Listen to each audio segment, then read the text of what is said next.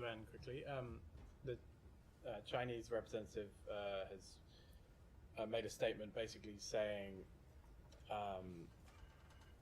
they're saying sending weapons to Ukraine will not bring peace. Adding fuel to the fire will only exacerbate tensions.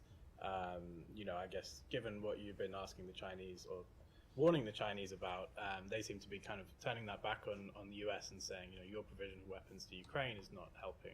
Do you have a response to that? Without responding directly to that, let me make a couple points. Number one, there is no such thing as neutrality in this war. It is not a question of two belligerents in a conflict without any value statements attached to this. It is a question of an aggressor waging fierce brutality against its neighbor without any justification whatsoever, without any basis in international law. No responsible country can be neutral in a conflict like this. Certainly not any country that purports to adhere and to believe in the principles of the UN Charter, because what Moscow is doing is a blatant violation of the UN Charter, a blatant violation of international law. The seminal documents that have formed the basis of the rules-based order since the end of the Second World War.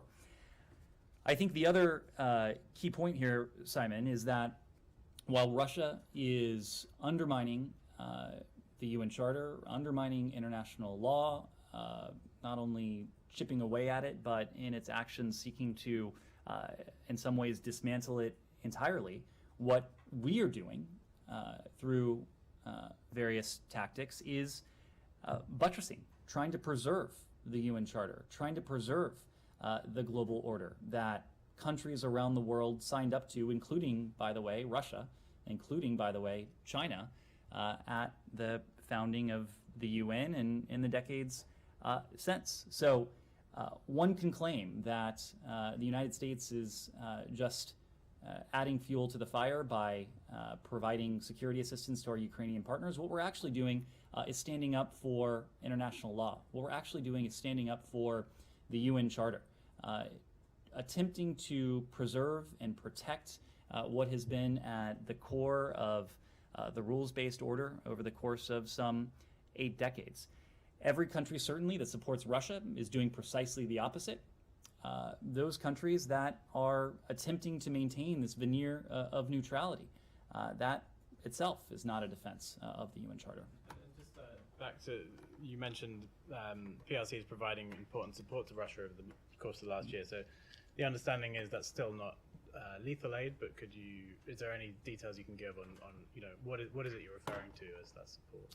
What we're referring to is what we have seen on the part of Chinese companies, and of course our concern is predicated on the fact that in a state-run economy like the PRCs, there is not the clear delineation between the public sector and the private sector that you have in a country like the United States. But we've seen companies in the PRC provide non-lethal assistance to Russia.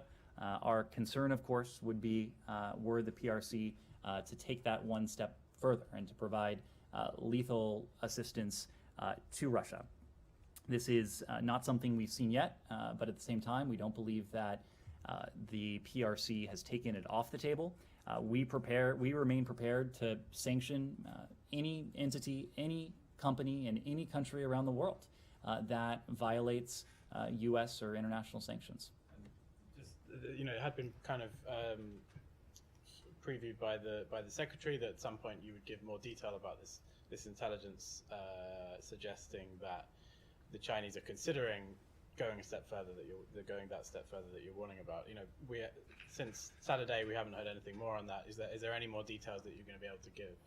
I'm not in a position to offer any additional details at the moment. I know there's intense interest in this, but our concern is predicated in the very fact that we have been able to express this concern has been predicated on information that was known to us that we have since released to the public. I know that's not in much detail. I know there's intense interest in garnering additional detail. If we're able to provide that, we will, but what is paramount to us always is protection of sources and methods and to preserve our ability to obtain this kind of information going forward, Camilla?